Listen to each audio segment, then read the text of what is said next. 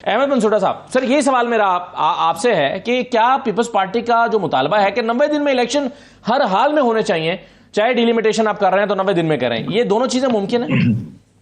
जी, सबसे पहली बात यह जी कि जो आइन है, मैं बिल्कुल जहांगीर साहब से एग्री करता हूं कि ये सारे का सारा जो तरीकाकार अडॉप्ट किया जा रहा है, this is just to delay the elections. हमें आइन की स्पिरिट समझनी है। कुछ आइन की प्रोविजंस है जो सैक्रोसेंट है, और जो मेरे नजदीक आइन की सबसे सैक्रोसेंट प्रोविजन वो ये है कि आपने इंतखाबात करवाने हैं। आपके आइन का दिबाचा कहता है कि अवाम ताकत का सरचश्मा है और अवाम अपने नुमाइंदगान के थ्रू अपनी पावर एक्सरसाइज करेंगे। अब इस आइन की 90 डेज की जो प्रोविजन है वो सैक्रोसेंट है, सब्सटैंटिव प्रोविजन है, वो डिले नहीं हो सकती। और जहां तक बात की जहांगीर साहब से, मैं उनसे बिल्कुल एग्री करता हूं, डिलिमिटेशन वाला जो है वो भी एक सबऑर्डिनेट लेजिस्लेशन के अंदर बात है। डिलिमिटेशन जो है वो अगर आपने फर्ज करें करनी है, सब कुछ करना है, जो भी आपने करना है, that has to be completed within 90 days. अगर इसमें चांसेस ऑफ 90 डेज से बियॉन्ड जाने के हैं किसी तरह, तो फिर ये चीज नहीं हो सकती, नंबर 1। नंबर 2, ये जो सीट्स की क्रिएशन और सीट्स को डिलीशन है, ये कॉन्स्टिट्यूशन अमेंडमेंट चाहिए, जो कि इस वक्त पॉसिबल नहीं है। सीसीआई का जो डिसीजन है जिसके तहत लेट से आपने सेंसस को नाफिजुल अमल किया है, वो decision itself is under deep waters, because उसमें 2 चीफ मिनिस्टर्स जो हैं वो इलेक्टेड ही नहीं है। फिर जो इलेक्शन की तारीख के मामले में इलेक्शन कमीशन का रोल है वो भी आपके सामने, ये सारी की सारी एक एक्टिविटी है टू डिले दी इलेक्शंस। और मेरे नजदीक इलेक्शंस की जो प्रोविजन है 224, फिर आपकी जो कंसर्निंग प्रोविजंस हैं जिसमें 90 डेज का जिक्र है, उस मैंडेट को आप अंडर नो सर्कमस्टांसेस व्हाटसोएवर नहीं एक्सीड कर सकते। और हम सारी बातों से ऊपर आर्टिकल 189 के सुप्रीम कोर्ट की जजमेंट बाइंडिंग है तमाम इदारों पर, वो पंजाब असेंबली के केस में आ चुकी है, रिव्यू के अंदर वो जजमेंट अपहोल्ड हो चुकी है। अब इन सारे फैक्टर्स की प्रेजेंस में अगर आप चाहेंगे कि 90 डेज से हम बियॉन्ड चले जाएं, तो मैं समझता हूँ ये पाकिस्तान के साथ भी जुल्म होगा और पाकिस्तान के आइन के साथ भी जुल्म होगा। और ये ऐसा प्रेसिडेंट होगा असद साहब कि अगर ये प्रेसिडेंट सेट हो गया तो फिर तो कभी भी अगर खुदा ना खास्ता डिक्टेटरशिप आती है तो उसको तो जरूरत ही नहीं रहेगी जोर जबरदस्ती से काम करने की। ये तो फिर आपके सामने एक प्रेसिडेंट सेट है और ये हर जगह सेट हुआ करेगा।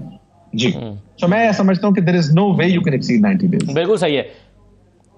अहमद बनसोटा साहब, आज इस्लामाबाद हाईकोर्ट के चीफ जस्टिस ने ये ऑब्जर्वेशन भी दी कि उस फैसले में गलतियां मौजूद हैं, और आमिर फारूक साहब ने कहा कि मैं वो काम नहीं करूंगा जो उन्होंने किया कि सुने बगैर जो है वो फैसला दे दिया। इसलिए उन्होंने कहा कि मैं इलेक्शन कमीशन के वकील को जरूर सुनूंगा जो आज बीमार हो गए और आ नहीं सके।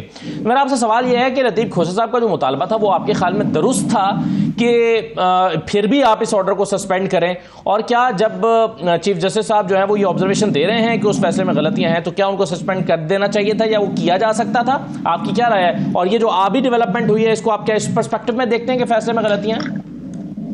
देखिए जी, पहली तो बात ये है कि जो सस्पेंशन ऑफ सेंटेंस है, जिसके तहत कानून के तहत आप इसको सजा की मुअत्तली जो है उसको मांग रहे हैं, अगर कंसर्न चीफ जस्टिस खुद कह रहे हैं कि उसमें हुक्म है, अगर वो कह रहे हैं कि ड्यू प्रोसेस फॉलो नहीं हुआ, बज़ाहिर बाजी नजर फैसला कमजोर है, फैसले के अंदर आईनी और कानूनी दोनों हुक्म है, फिर चीफ जस्टिस पाकिस्तान ऑब्जर्वेशंस दे चुके हैं कि दिस डिसीजन, इसमें 120 डेज की मियाद का भी नजर आता है, secretary election commission is not election commission. अब इससे ज्यादा और ओवरवेलमिंग एविडेंस क्या चाहिए? अब उसके बावजूद अगर इलेक्शन कमीशन का वकील जो है वो 3 दफा कि जी मैं आज नहीं, कल नहीं, परसों नहीं, आज मुझे डिहाइड्रेशन है या जो भी है, तो इन द प्रेजेंट सिचुएशन आप क्या एक्सपेक्ट करते हैं कि एक आदमी को इनकार्सरेशन में रखा जाए? This goes for everybody regardless कि इमरान खान साहब है कोई और। 5 साल से नीचे सजा है। हम जाते हैं, जहांगीर साहब भी इस बात को समझते हैं और बिल्कुल प्रैक्टिस में देखा होगा कि जाके ये पहली पेशी पर सस्पेंड हो जाती है। ये तो बड़ी एक स्टैंडर्ड प्रैक्टिस और बड़े बड़े ग्रूसम केसेस जो हैं अंडर 5 इयर्स जो ये तो है ही, अब पीछे 2.5 साल रह गई। अब इस सिचुएशन में मंडे पे डेट डालने की जो है उसका मतलब कोई देयर इज एब्सोल्युटली नो वे। आप सस्पेंड करके डाल दें, अगर जो एक्यूज्ड है उसने खुद भी पेश होना है आपके आगे अपील के अंदर, वो आगे खड़ा हो जाएगा अगर आपको लगता है। अगर कल नहीं, और उसमें आमिर फारूक साहब ने भी जो आज फैसला दिया है, तहरीरी फैसला, उसमें बैरिस्टर साहब ये कहा गया है कि पीर को अगर ये वकील साहब जो हैं वो सेहतयाब नहीं होते तो फिर इलेक्शन कमीशन अपना मुतबादल वकील अरेंज करे। तो फिर तो इसका मतलब है कि वो नया वकील तो आकर कहेगा कि जी मैं तो नया आया हूं, अभी मेरी तो तैयारी नहीं है। आई विश कि हमारी जो suspension of sentences high court Lahore में, मैं तो ज्यादा करता हूँ आर्ग्यू, वो इसी तरह ही होती हैं जिस तरह हो रही है कि जो डिफेंस का लॉयर है उसको इतने जो कंप्लेनेंट का इस्तगासे का वकील है उसको इतने मौके दिए जाएं। अगर इस तरह मिलना शुरू हो जाए तो हाई कोर्ट तो जबरदस्त काम हो जाए लाहौर में, बट यूजुअली क्रिमिनल जजेस जो है वो इतने ज्यादा मौके देते नहीं है। और यहाँ पर आपके सामने एक ex prime minister of Pakistan का केस है जो कि बज़ाहिर नजर आ रहा है, it's a clear cut case. उस केस में भी आप कहें जी कि मंडे को चले जाए, मैं आपको बता देता हूँ इसकी एक दूसरा एंगल भी है। दूसरा एंगल ये है कि जिस दिन से ये केस शुरू हुआ है आप देखिए कि पहली दूसरी पेशी पर ये मामला नहीं था, लेकिन सडनली जब दूसरी पेशी उसके बाद सारे तहकीकाती इदारे एक्टिव हो गए, तमाम बेल्स कैंसिल हो गई और उसके बाद अब खान साहब के साथ वही होगा कि एक केस से दूसरा, दूसरे से तीसरा, और वो कंटिन्यूसली काम चलता रहेगा। मंडे को फर्ज करें ये सस्पेंड हो भी जाती है सेंटेंस, अगली गिरफ्तारियों में मतलूब हो गए उस रिलीफ को जो कि उनको ऑलरेडी मिली हुई थी पहले, अब वो रिलीफ उनके पास अवेलेबल नहीं है। ही विल बी अनड्यूली इनकार्सरेटेड या उसके अंदर तहवील में रहेंगे। इसका कौन रिस्पॉन्सिबल है? कौन बंदा है जो बाद में कल को कहेगा जी 25 दिन जो आप रहे थे ये अच्छा जो पंसोटा साहब, आज लतीफ खोसा साहब की इस्तदा जब नहीं मानी गई, आज लतीफ खोसा साहब की इस्तदा जब नहीं मानी गई तो उन्होंने कहा कि फिर आप जो मर्जी मंडे आप रख लें, मैं दोबारा आपकी अदालत में नहीं आऊंगा। अगर लतीफ खोसा साहब मंडे को नहीं आते, इससे क्या फर्क पड़ेगा?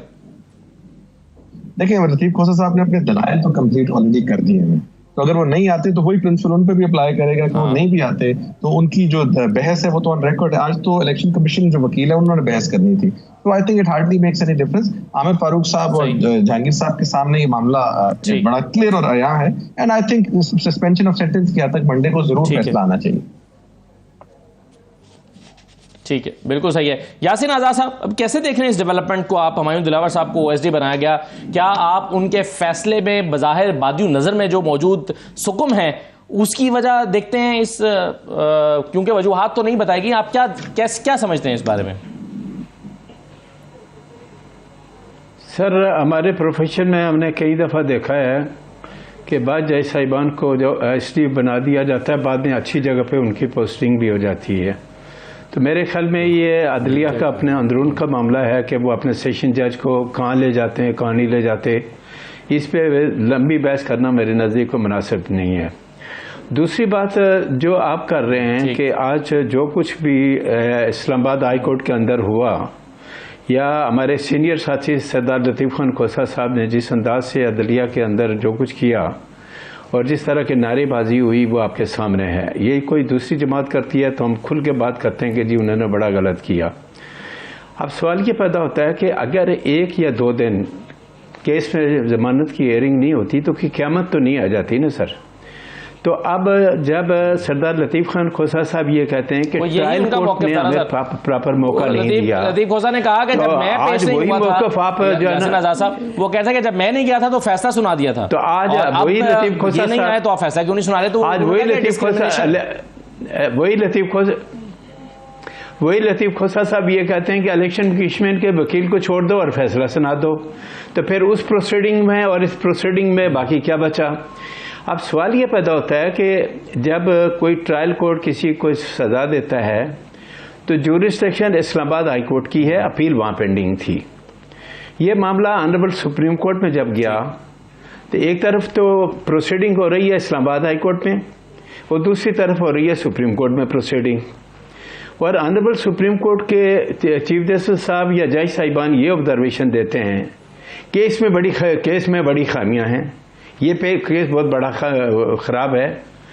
तो जब ऑनरेबल सुप्रीम कोर्ट की तरफ से इस टाइप का ऑब्जर्वेशन आ जाएगा तो फिर इस्लामाबाद हाई कोर्ट के जज साहिबान की पोजीशन कैसे होगी? और जिस तरह आज प्रिंट मीडिया के अंदर ये खबर लगी है कि इस्लामाबाद हाई कोर्ट के चीफ जस्टिस ने ये कहा कि मैं तो ट्रायल कोर्ट और सुप्रीम कोर्ट के दरमियान सैंडविच बन के रह गया हाई कोर्ट। तो सवाल ये पता है कि ऑनरेबल सुप्रीम कोर्ट की इतनी जल्दी क्या है कि जब ये मामला वहां था तो फिर आपने ये क्यों टेकअप किया मामला?